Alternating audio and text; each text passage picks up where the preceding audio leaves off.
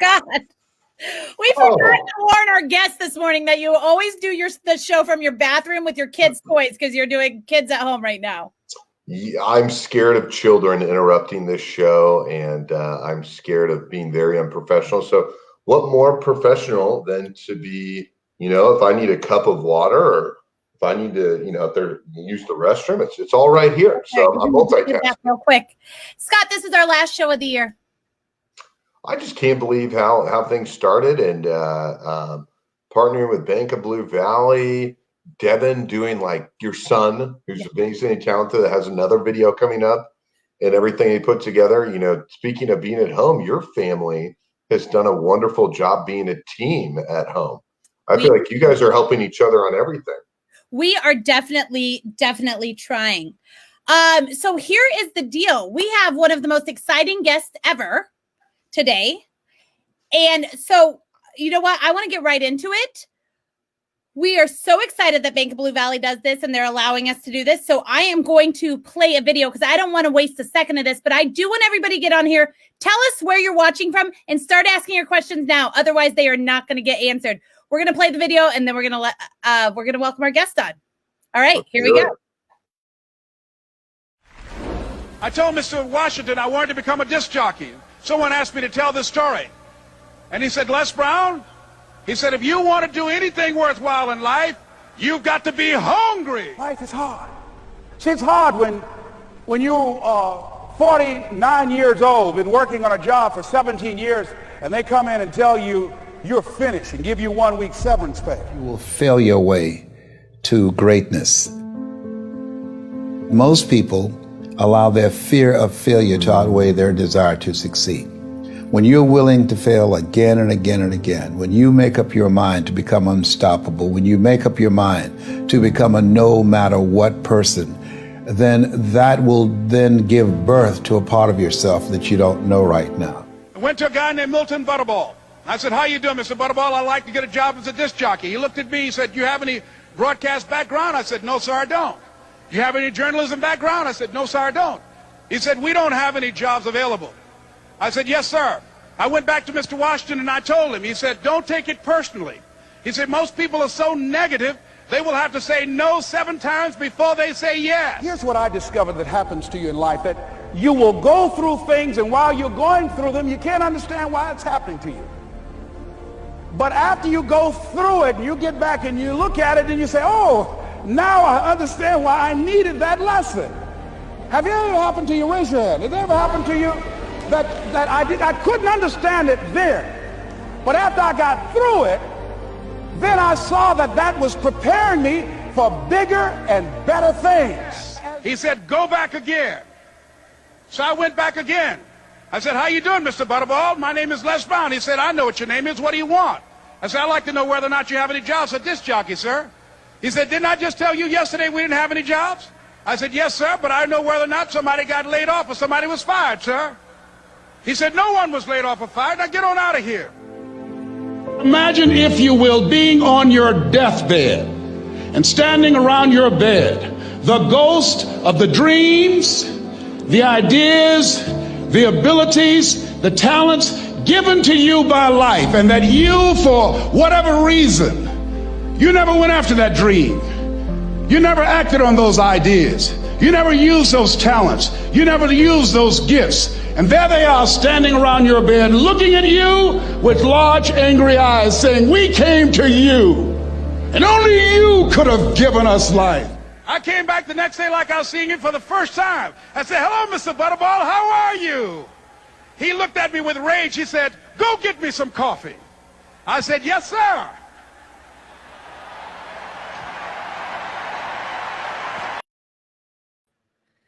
Are you excited? I'm in awe. This is crazy. So Yeah. my background right here is when Les spoke to 80,000 people at the Georgia Dome. And it's one of my favorite videos. I am so honored and so blessed. One of my favorite people in the world, someone that has become one of my best friends during COVID. We're welcome, Mr. Les. Thank Brown. you. It's a plum-pleasing pleasure as well as a privilege. I hope you like my COVID haircut. Looking good. There's a movie called Kid and Play. I'm Kid. It's been higher. It's been a little higher during COVID. Oh, yes. I told my barber he had to learn to cut my hairstyle 6 feet away. So he's trying to figure it out. That's a great Kid and Play reference. He was just on Vlad TV. And when he first moved out to LA, he was involved in a hit and run where he almost died. And it was a total accident. He wasn't even the person they were trying to kill. And so it's a crazy story for Kid when he first moved out to LA. Wow, I didn't know that. Scott's a history buff. Wow.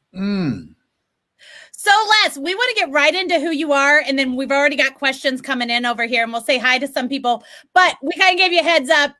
Wendy is the CEO of Bank of Blue Valley, Wendy Reynolds. She's one of our favorite people. We always let her jump in here and ask a question to our guests. So we're going to start with her question, then you can tell everybody, you can answer it, and that'll tell everyone who you are, even though they already know. So let's get into this. What was the path that took you to where you are today? I'm so glad, Wendy, that you asked that question. Happy New Year to you and happy Hanukkah. And may this be the greatest year of your life. What really got me to this path, my hunger to take care of my mother. I'm one of 7 children she took in as foster kids, and then she adopted us. And I just had a passion to take care of her. I'm here because of 2 women. One gave me life and the other one gave me love. And that's my foster mother. I was born in an abandoned building in a poor section of Miami, Florida called Liberty City, and with a twin brother. And so my brother Wesley and I used to go to work with my mother on Miami Beach for wealthy families. And I looked at those beautiful homes and I said, Mama, and she would say, what is it, Leslie? I said, one day I'm going to buy you something just like this. And she would say, oh, you don't have to. I said, you didn't have to adopt us either, but you did. I believe in the saying, judge a person not by what they do, but what they do that they don't have to do. And to judge the true quality of a person, what they do when nobody's looking. And so she had the kind of love. She never had any children herself, but she wanted to make a difference in our lives, and she did. And every time I speak, I honor her by saying, this has been Mrs. Mamie Brown's baby boy. So that's the path to where I came from, this purpose-driven life to make my mother proud. And you've made that's kind of become, you had a tagline with that way before people were talking about taglines. Absolutely, yes, because we can do more than what we ever can imagine. You have to have a reason. When I was in 5th grade, I was labeled educable mentally retarded and put back from the 5th grade into the 4th grade and failed again in the 8th grade. But my hunger to set her down, I said, Mama, when I turn 18, you will not work again. When I turn 18, you will not pay any more bills. I'm old school. I'm 75 years old. And so I don't believe that women should pay bills. A man should provide and protect. That's the way that I was raised. My mother said, if your wife has a job and a husband too, one of them's got to go. And so I lived my life that way, and I didn't want her to work anymore. And I did everything I could, selling papers and shining shoes and collecting copper and aluminum and selling that at Pepper's Junkyard. I did everything to generate money to pay the bills, and Mama didn't have to pay anymore. You say when you have a wife, someone's got to go, but you ended up marrying for a while someone that had one of the biggest careers in the world. right? Yes, and I told her you can sing if you want to, but you don't have to sing. Yes, I was the conductor of the midnight train, Gladys Knight, midnight train to Georgia. Yeah, we had an incredible time together, and our careers just blew up in such an incredible way. We were passing each other like two ships in the night, but we're still good friends. Yeah, you were super supportive. This summer, she had a pretty incredible, her and Patti LaBelle they had their little, what was it, like kind of a challenge together, and you were Yes, so supportive. I know Patty. She's a piece of work. Let the record show. Yes, that was a very good show. They both still have those voices, and they take care of themselves. And I enjoyed seeing the two of them interact together.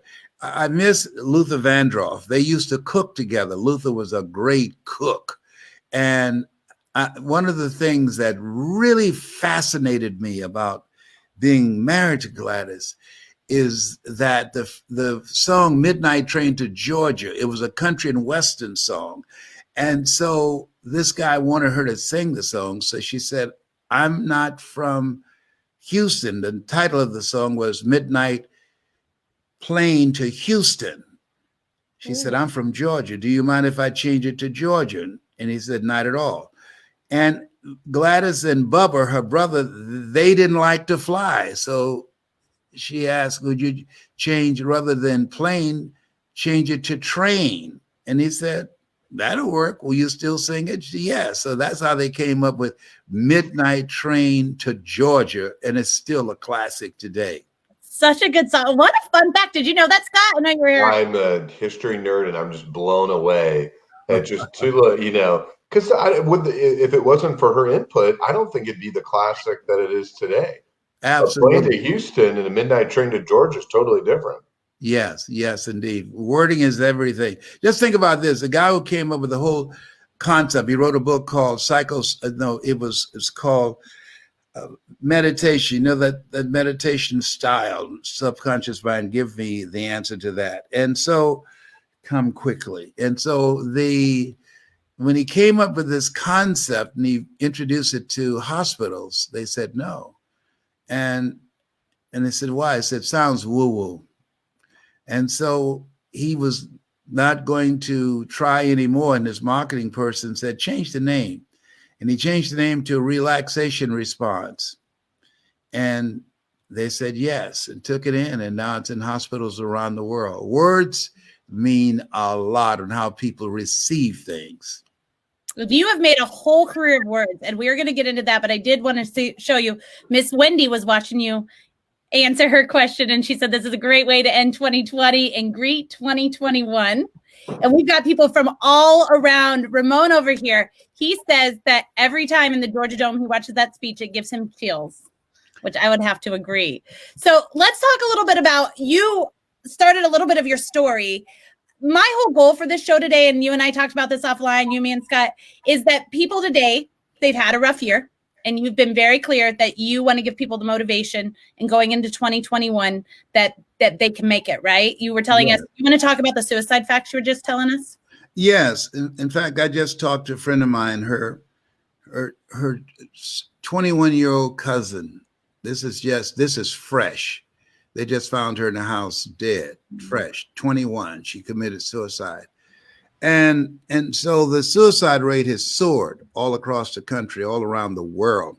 Before the pandemic diet, suicide rate has increased 32%, and now it's off the hook. And so what I'm doing now, I'd like for people to go to just go to hungryforgreatness.org, hungryforgreatness.org, and they will see some motivational messages there that we're giving away, and a motivational message from me. I believe that we can lift people's spirits, touch their hearts, and ignite their energy to be consumed with doing something special with their lives rather than taking their lives. And I believe that life is God's gift to us, and how we live our lives is our gift to God. And so we should do all that we can to help each other. And this series that I'm giving away free is to lift hope to help people who want to make a difference. This is a way in which they can make a difference and help this to go viral. Go to hungryforgreatness.org and give away these motivational messages. It's possible, it's necessary, it's you, it's hard, it's worth it, it's done. And it's going to change lives. The response that we've gotten from it has been phenomenal. People from all around the world has been sending it out. So with that said, I'm so excited to check it out. I haven't checked this one out. I usually know everything you're doing. So this was new and exciting to me. But did you always know you want to be a motivational speaker, or how do you end up a motivational speaker? When did you start? We have a lot of people over here that I know that careers have been affected this year, and jobs and businesses. So can you kind of tell the story of how you become the world's best motivational speaker? First of all, I want to just thank you for this opportunity to be with you and Scott, two individuals who are determined to lift people's spirits and help them to get an expanded vision of themselves and what's possible and how they can live their greatest life. I became interested in motivational speaking because I met a man named Mr. Leroy Washington, and I was in the 11th grade. When I was in the 5th grade, I was labeled educable mentally retarded and put back from the 5th grade into the 4th grade. So in school, they called me DT, the dumb twin. My brother Wesley was very smart. And I went in his class looking for someone. And he said, young man, go to the front of the room and work this problem out for me. And I said, sir, I can't do that. And he said, why not? I'm not one of your students. He said, do it anyhow. I said, I can't, sir. And then the other students started laughing. He's Leslie. He's got a twin brother, Wesley. Wesley is smart. He's DT. And he asked, what's DT? He's the dumb twin. And when he said that, I said, I am, sir. I agreed. And he came from behind his desk. He looked at me. He said, don't you ever say that again. Someone's opinion of you does not have to become your reality. Do you hear me? And it startled me. And what he did is that how we live our lives is a result of the story we believe about ourselves.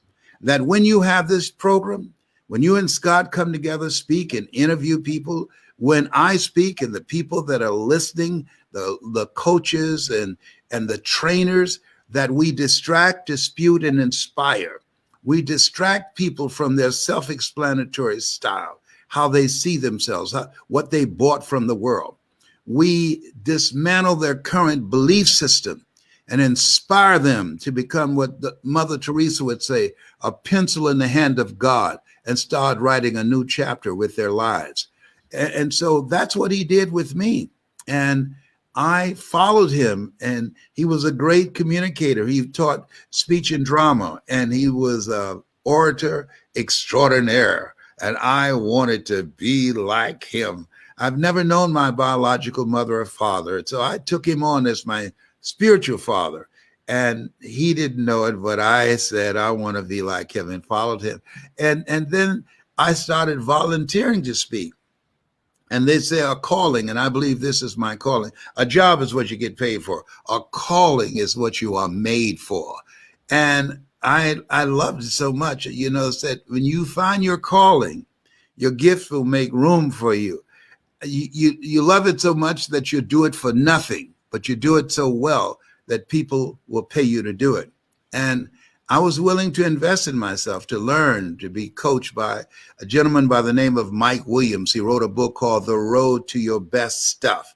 I hope your viewers get it. The Road to Your Best Stuff. I wrote the foreword for it. And I remember he said, Brownie, do you know why you go to all of those motivational events at Dr. Norman, Vincent Peale, and Zig Ziglar? I said, yeah, because I like that message. He says, no, not just that. He said, that's in you. See, sometimes you can't see the picture when you're in the frame. And you have to believe in somebody's belief in you until your belief kicks in. And I said, I can't do that, man. I don't have any college education. I never worked for a major corporation. He said, Brownie, all of us are born the same way, dumb, naked, and speechless. You can learn. And he's right. And this place where we are, we have to continue to learn, because if you're not willing to learn, no one can help you. But if you're willing to learn, no one can stop you.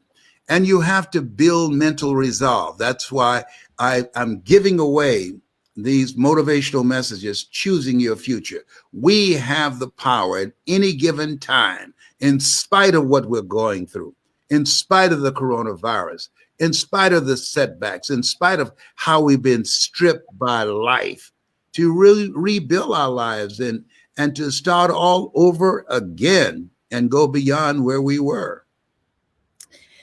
So you brought up the pandemic a little bit, and you said your age earlier, so I'm not calling you out on your age because you said it earlier. Fine. I'm 75 and I'm glad to be here. Let the record show there are very few men my age that got hair on their head. Hello. Yeah, great hair.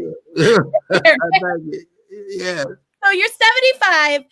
We're in the middle of a pandemic. You have not only put out a book during a pandemic, another book, but you also pivoted quicker than pretty much anyone else in your industry to going all online and doing your speeches virtually. Can you kind of tell us what that where that resilience comes from, that you didn't let the pandemic stop you and even just that technological piece? You were like, I'm all in, I'm going to make it work when it can't work like normal. Can you kind of explain to us your mindset there and how we can kind of get that same mindset when we're hit with these big challenges? My mother, when she couldn't work anymore because of arthritic knees and ankles, she pivoted and she started keeping children and baking sweet potato pies and selling them to the neighbors. And so my mother was unstoppable, and I got that from her. It's amazing how kids can be raised by the same person or people and end up dramatically different. But I got that unstoppable spirit from my mother. She promised our birth mother, I'll never separate them. They will never go to bed hungry. They will always have a roof over their head and clothes on their back. And then this is what the late Peter Drucker calls the era of the 3 C's: accelerated change, overwhelming complexity, and tremendous competition. This is the place where we now have incredible opportunities because the computer makes it a level playing field. When I came back from Dubai and Abu Dhabi, I was smiling from ear to ear. Just an incredible trip, very successful. Then the coronavirus took that smile off my face. And so then I remember, this is an incredible opportunity. Now I can speak from home, and I give 3 to 4 speeches a day and train virtually and training others how to do it and making more money in the comfort of my home. And I've already had my computer tested. It tested negative. It does not sneeze. It does not cough on me, and I have to run out of the room. I even have a mask for my computer. I spray it down with Lysol and bathe it in Clorox when I get through. Hello. So this is a great time that people can make money from home in the comfort and safety of their own environment. Most corporations are having their people work from home. So this is the new reality. And so I realized that I had to become flexible and adaptable and learn it. And so now I'm learning something every day. I developed a ritual that before I go to sleep at night, I will know something today that I did not know yesterday.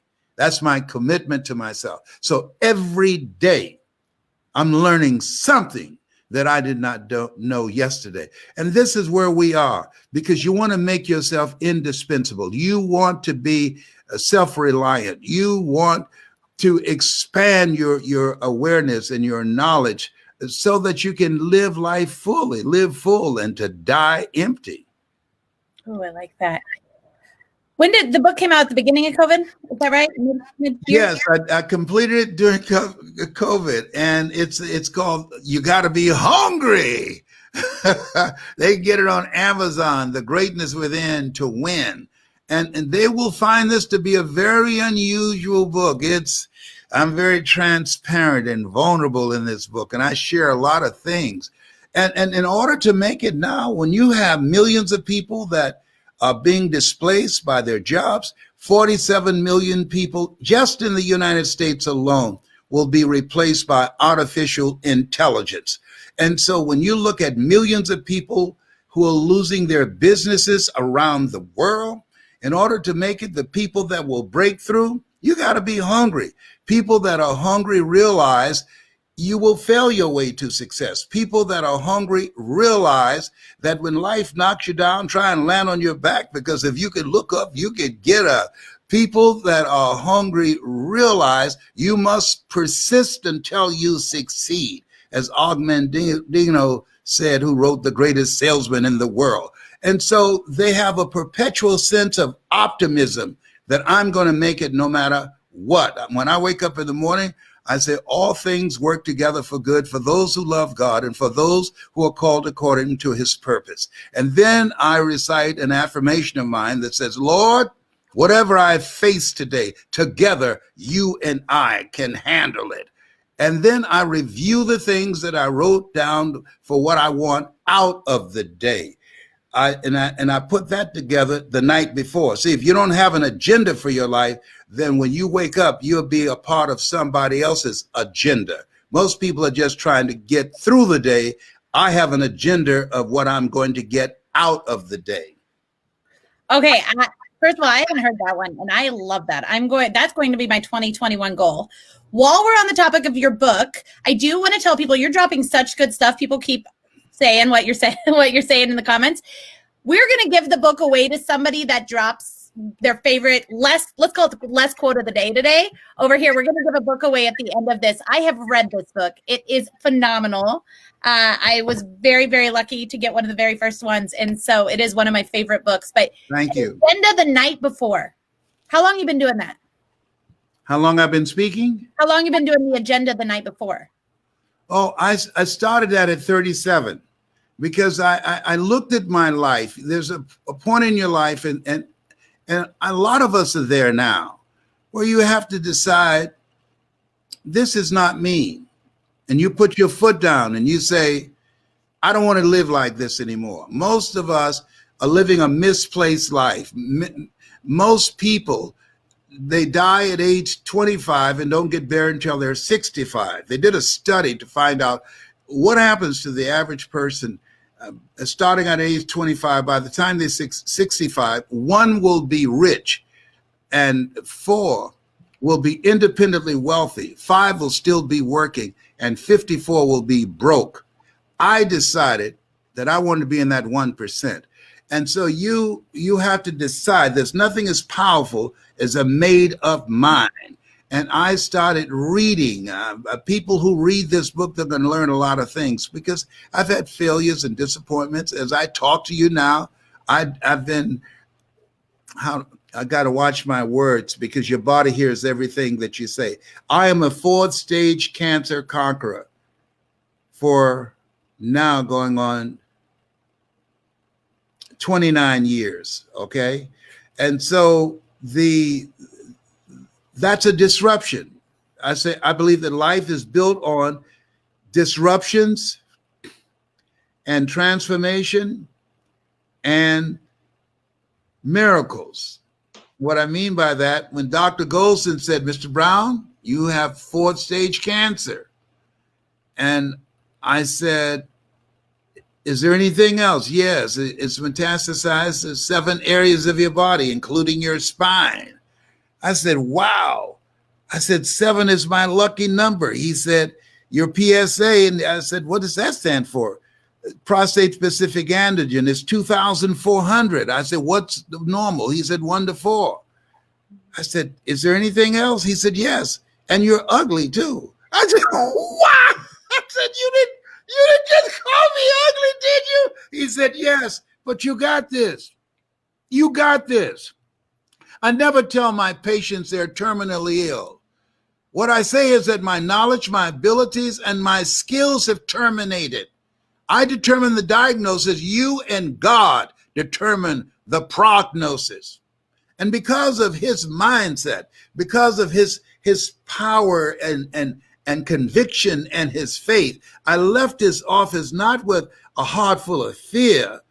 God has not given us a spirit of fear, but a spirit of power and of love and of sound mind, but a heart full of faith, finding answers in the heart. And so I had a faith and a knowing that this was not going to take me out. And I started making the choices that I needed to make to still be here. I have a plant-based diet. I'm a silly wabbit. I eat a lot of wabbit food. But nothing tastes as good as health feels. And since the coronavirus has been in the house so long, I've developed a friend named Tyrone. It's a squirrel outside my window, and he's taught me squirrely. So I talked to him just a minute. Okay? I just told him I'll be through this Zoom call in just a minute. That's Tyrone. Well, we're about to get to, so yes, we are going to take audience questions today. So start asking them. We've already got a bunch. But I want you to tell us what it was like to speak to, we've got a lot of speakers over here that are starting to ask questions. What was it like to be right here and speak to 80,000 people? And was that the most memorable speech of your life? No. I don't even remember the speech. I was so scared. I had to go to the bathroom 7 times. I was so scared. All I remember was Mike Williams giving me the microphone. They had to knock on the door repeatedly to get me to come out of the bathroom. And he said, Brownie, you got this. You can do this. And I said, Mike, I don't know. I can't hear the voices. And he said, make your mother proud. You can do this. I said, don't use my mother against me. And he said, you got this. And when he gave me the microphone and the way he looked at me, and sometimes you have to believe in somebody's belief in you until your belief kicks in. And so when I grabbed that microphone, all I kept in my head was, I got this. He said, I got this. And I went on the stage. But I don't remember. I've never seen that all the way through because I just think it's weird. I said, wow, that dude is bad. I've seen about 15 minutes of it, but it's interesting seeing it as a spectator because I try to pull up remembering the crowd and the lights, and I can't do it, yes. But what I say to speakers, number one, become clear about what it is you want to speak on. Number two, who your audience is. And 3, get a coach because you can't read the label when you're locked in the box. You can take any great sporting team. I don't care how many talented athletes you place on that team. They have a coach.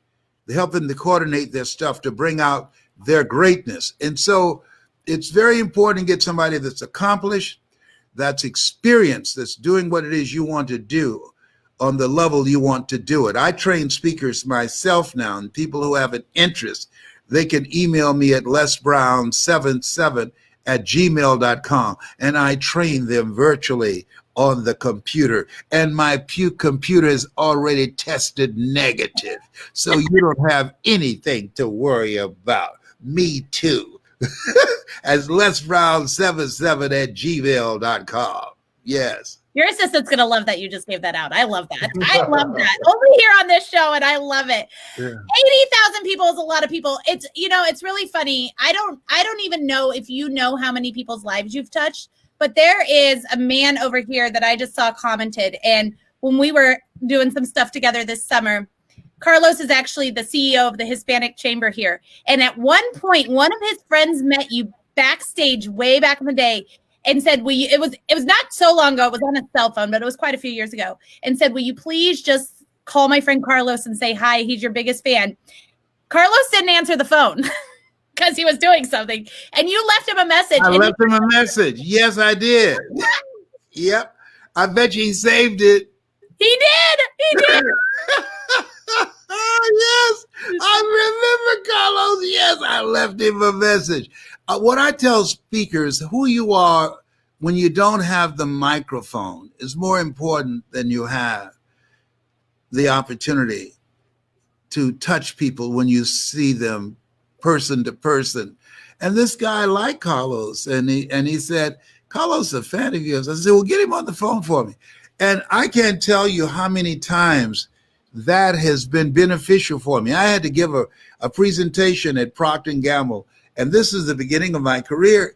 And so all these presenters were there, and they had PowerPoint presentations. I didn't have any. I just had a rolled up cardboard visual aid, all right? And so they called my name, and I went in, and the guy who was the chairman, he looked at me and he was startled. And at that time, I'd been speaking probably around 15 years. And so everybody had already finished. I was the last guy. And so they said, "Thank you, Mr. Brown, for coming here." They said, "Where's your PowerPoint?" I said, "I am the PowerPoint." I went in the bathroom. I left my roll-up visual aid because I didn't have the electronic one. All right. And so when I finished, they said, "Thank you for showing up." When I was turning around to leave, the chairman, who kept his head down the whole time, he looked up. He said, would you please come back, Mr. Brown?" I said, "Yes." He said, "I can't believe this." He said, "I was in the airport. I was 6 years old, and my mother wanted to meet you. And so she came over and she introduced herself to you. You were reading, and you stood up and you greeted her, and you kneeled down and you looked into my eyes and you said to me, 'You have greatness in you.' Oh, I can see it. Come closer. Oh, you're going to make your mother proud." Now, and you looked up at my mother and said, "Oh boy, he's going to do some great work." And I never thought I would see you again. And here you are. You got the contract. I hired the other people who had the degrees as my subcontractors. It's the little things that count. My mother always taught me that. The little things count. Be nice to people, and it will carry you a long ways in life. So you essentially did for him the same thing that the teacher did for you. Yes. Yes. This is a wonderful world. And if we wake up in the morning with a mindset that we're going to be a blessing to someone, that all things work together for good for those who love God and for those who are called according to his purpose. It does not mean that nothing is going to happen to you, because Forrest Gump was right. Life is like a box of chocolates. You never know what you're going to get. But it helps you to handle it. It helps you to deal with it. It helps you to know that this has not come to stay. It has come to pass. And so you go through it, not looking for the light at the end of the tunnel. You go through it and grow through it, knowing that you are the light. And so that you have the power to conquer whatever life throws at you. And this is where we are now. There are a lot of people going through some tough stuff because of the coronavirus, because of losing their home, losing their business, losing their income. But in all of this, we must keep the faith. We must keep the faith. Faith not tested can't be trusted. We must keep the faith. We have a former guest of our show who also just put out a book. Her name is Angie. She actually has a question. I didn't click on her question. This is her favorite quote. "When life knocks you down, try to land on your back, because if you can look up, you can get up." Angie was also adopted, and she asked up here, okay, I found it now. You mentioned you have a twin brother a couple of times. Are you two still close? We talk every day. Every day we talk. We're fraternal. We're not identical. But I call him or he calls me every morning. Yes. And he was in security, but now he's retired. He spent 24 years in the military. He's a career soldier and did 2 tours in Vietnam. And he's here, and I'm here because of God's grace and mercy. Yes. I love that. Why do you still do stuff at 75? You could chill out. Why do you still grind and hustle and do all the write books at 75? What keeps you going? Because I'm still here.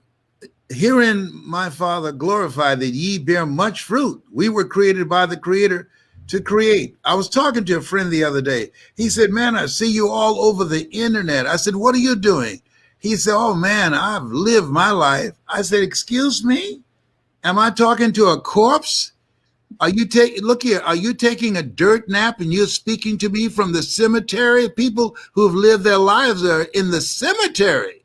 And I believe that we were created on purpose for a purpose to do the greater work. And so my goal is to finish strong. My goal is to rob the cemetery of my books, of my ideas, of my movements, of my energy, and my ability to make a difference. Horace Mann said we should be ashamed to die until we've made some major contribution to humankind. So my goal is to live a life that will outlive me. My goal is live like a warrior and die a legend. You got anybody that you're leaving that you're living for right now? Just tell people how many kids you have. That's what I'm trying to get to. Oh, well, first of all, I'm very close to going to court. I filed a class action lawsuit against the Catholic Church. I have 5 boys and 5 girls, and they pushed the rhythm method on me. I got rhythm, but the rhythm method don't work.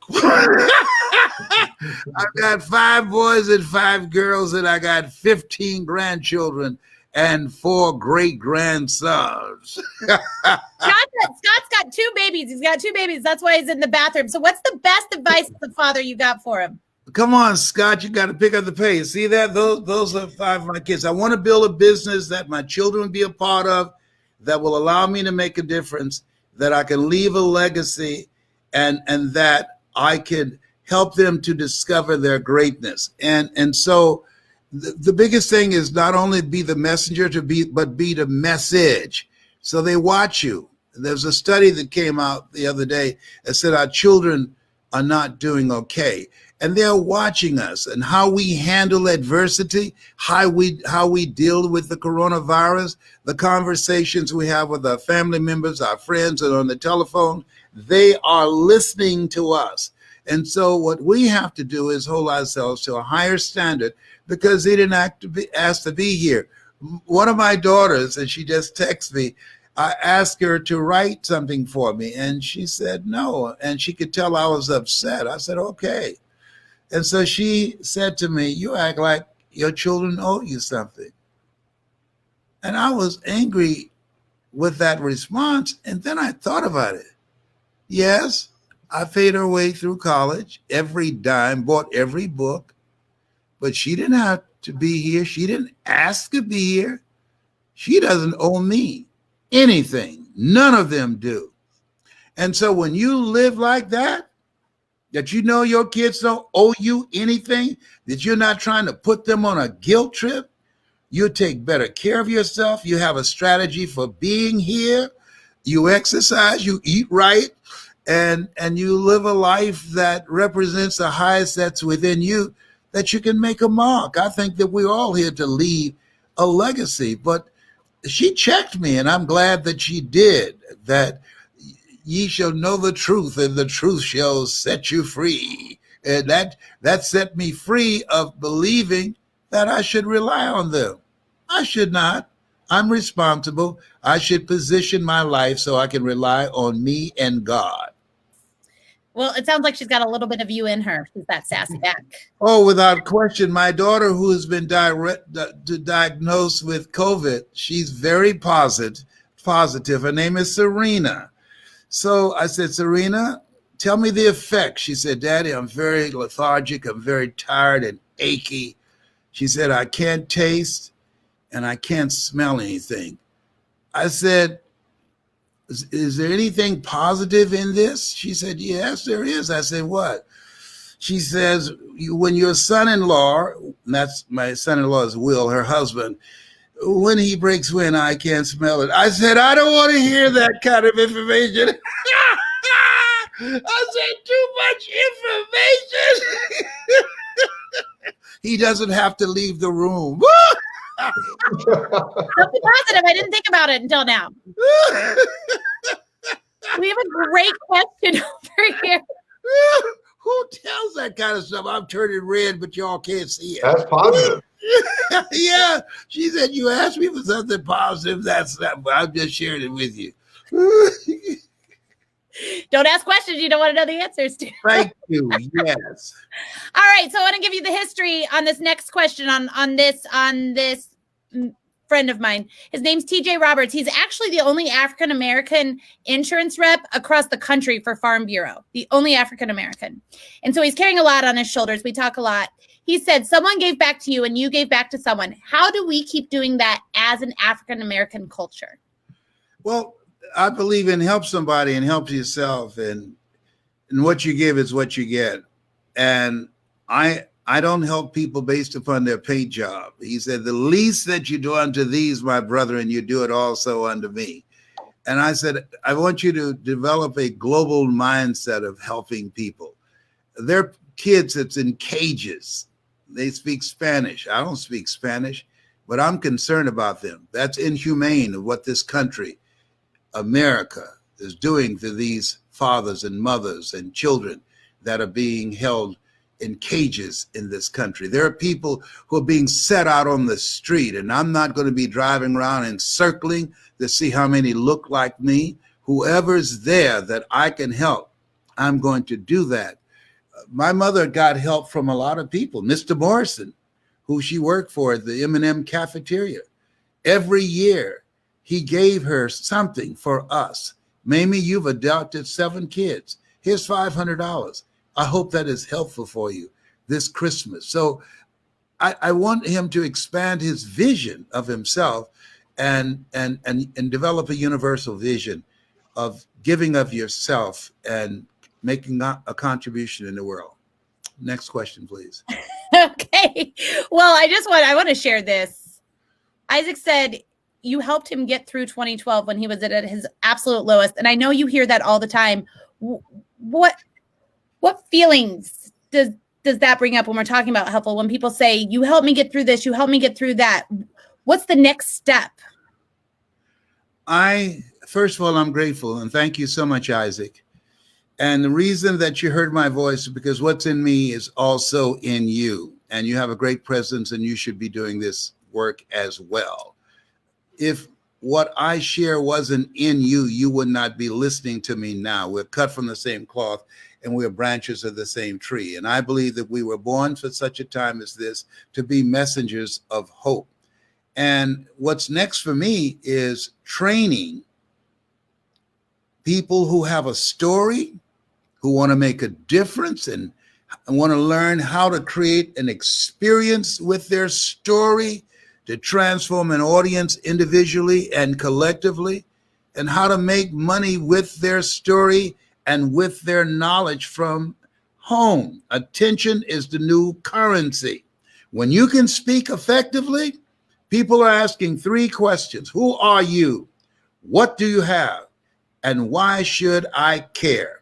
Steve Jobs said the storyteller is the most powerful person in the world. He said storytellers change cultures, change the collective mindset of people.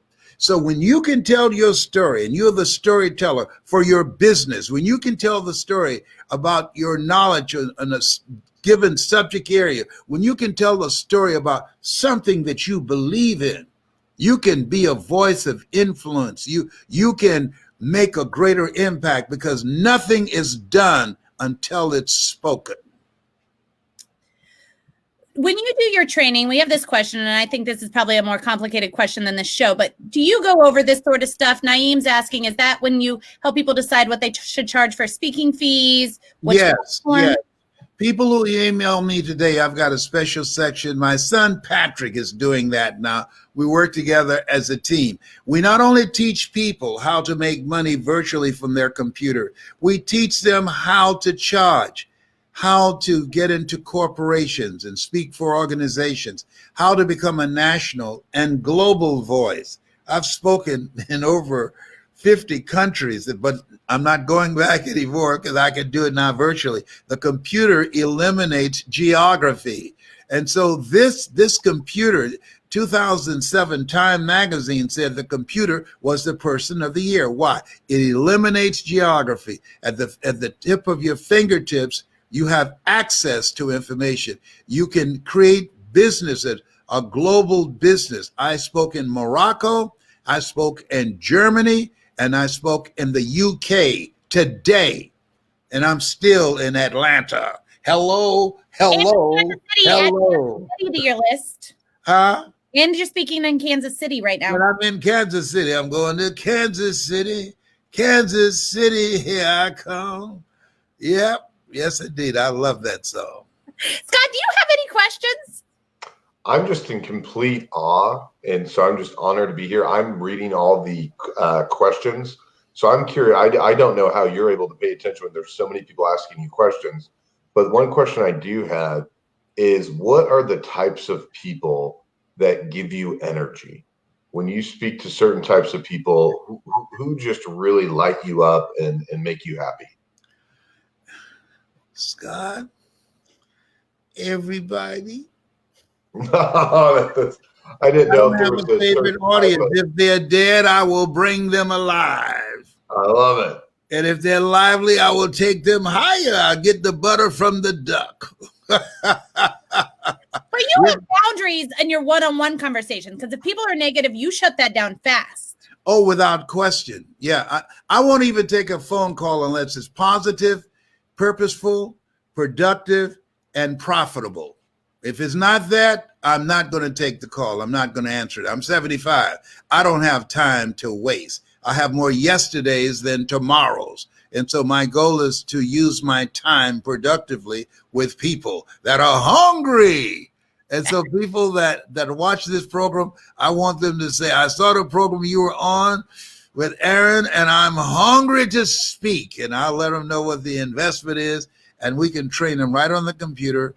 And also I have my own speaker training summits. That's one of the advantages of doing things virtually. And you can do them all around the world and don't have to rent a hotel room. You don't have to have X number of plates that you have to pay for in advance of how many people going to have lunch or dinner. This is a golden time. They say opportunity knocks on every door. No, opportunity stands by silently waiting for you to recognize it. Love that. Elizabeth says, what steps or how do you get your clarity on purpose? Take the time to listen to your voice. Tune out everything. Put yourself on a telephone and computer fast and write to yourself. That's one of the things I'm doing now. The other thing is, what do people recognize you for?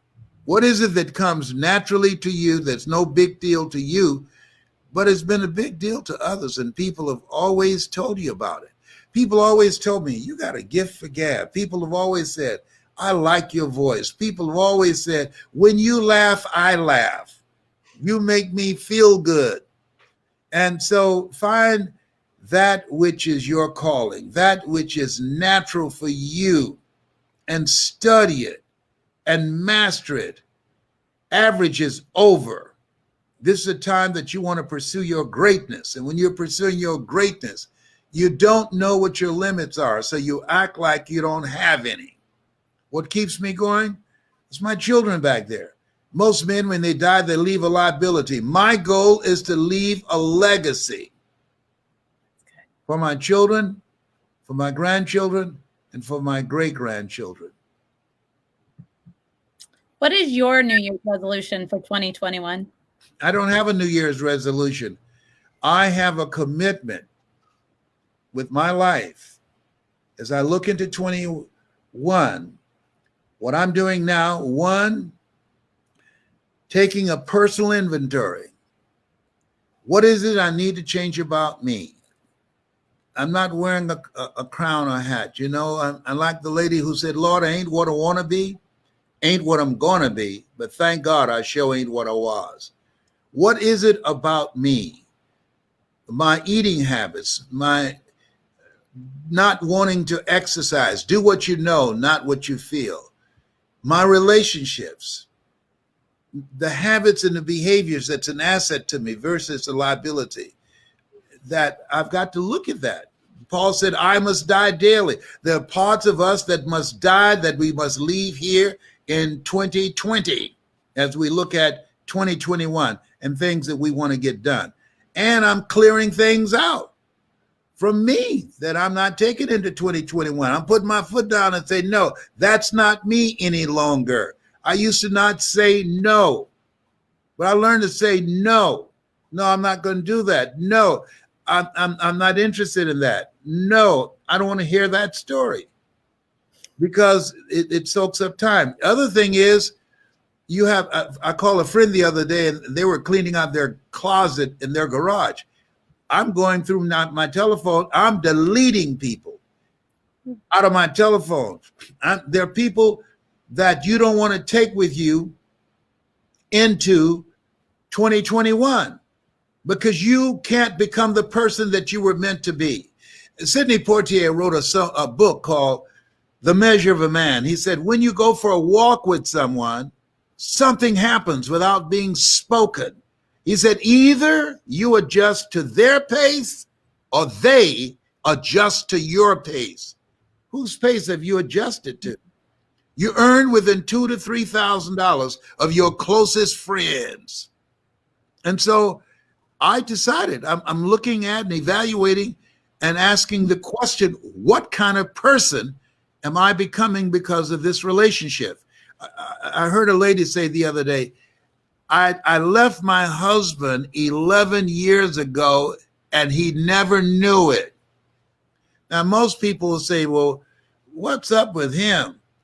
But I would look at her and say, why didn't you have the courage to leave physically?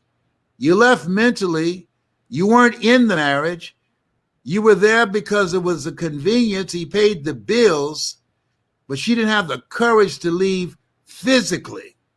And he was probably disconnected from her mentally, but he was singing B.B. King's song, It's Cheaper to Keep Her. Is that really a song? Yeah. And so the Bible says, be of good courage. It takes courage to walk away, to say, this is no longer me. This is not the life that I want to die with. I want something new and have an expanded vision of what's possible, to stretch your faith and challenge the impossible and give it everything that you have. I love that. I do want to pop in here. Ramon says he actually does he's a student of yours and you're speaking, and it's the best investment he's ever made in his life. Thank you so much, Ramon. I love what I do. I love training the speakers. They can tell you I'm like a little kid. And when I tell their stories, they give me their story and I tell it back to them. They said, whoa, how'd you do that? I said, I don't know. I just love this. This is what I do. This is a calling all my life. I love it so much. I'm looking forward to doing a variety of summits with the speakers that I train. I could have gotten here faster if those at the top didn't see me as competition. And I want to leverage my name and my reputation for people who have a voice, people who have a story, people who, like Ramon, who want to make a difference with their voice and earn a living and take care of their family and do things that give them more choices and more freedom in life. I love it. All right, listen, we've got 2 minutes left. So real quick, you can buy your book on Amazon. Yes. Today, we're going to give one to Shay Sparks. You said your brother was a lifelong soldier, and she's been doing incredible work with veterans over this past year. So Shay, DM me your address and I'll get you the book. And then I want to show people, let's tell people one more time how they can go and find you. It's hungryforgreatness.org. Yes. And they're going to get a motivational message, some motivational messages, and a motivational letter from me. And I'm encouraging them to listen to it and to spread it out, to give it away to as many people as possible. It costs $197, but I'm giving it away because God has been so good to me. I'm here because of his grace and mercy. There's no way that I could on my own beat 4th stage cancer without God. Randy says, of all the Zoom calls and podcasts he's watched all year, this is by far the best. Give us one great last something to wrap us up going into 2021. Thank you, Randy. I'd like to say to all of you, this is your time. Live like a warrior and die like a legend. Warriors are willing to do the work. Warriors have the courage to do the things today that others won't do in order to do and have the things tomorrow others won't have. Warriors make a difference. They make their mark. And you deserve to do that. You were chosen out of 400 million sperm. You are a masterpiece because you're a piece of the master. That's my story, and I'm sticking to it. And who are you? I'm Mrs. Mamie Brown's baby boy. It's been a plum-pleasing pleasure as well as a privilege and Aaron's pride and joy. And I want to thank you so incredibly much for coming on and doing this for us. We absolutely, I adore you. You've become one of my best friends during COVID, proving that we haven't even met each other in person yet, but we've become great Zoom calls friends. Scott, thank you so much for doing this show when I begged you at the beginning of the year and saying yes to my crazy ideas. Thank you so much, Scott. I want you to know you can pump me out with that deep voice. Your voice is way better. I just cannot thank you enough, Les, for doing this show. This is going to be one of our most watched shows, and you mean the world to Aaron. And I just can't thank you enough for having a special place in your heart for Kansas City and the listeners that we have across the country. So thank you so much. I appreciate you. Thank you, and God bless you. And now we're going to say my favorite joke of the whole year long. We'll see you next year. See you next Tuesday. See ya. Bye for now.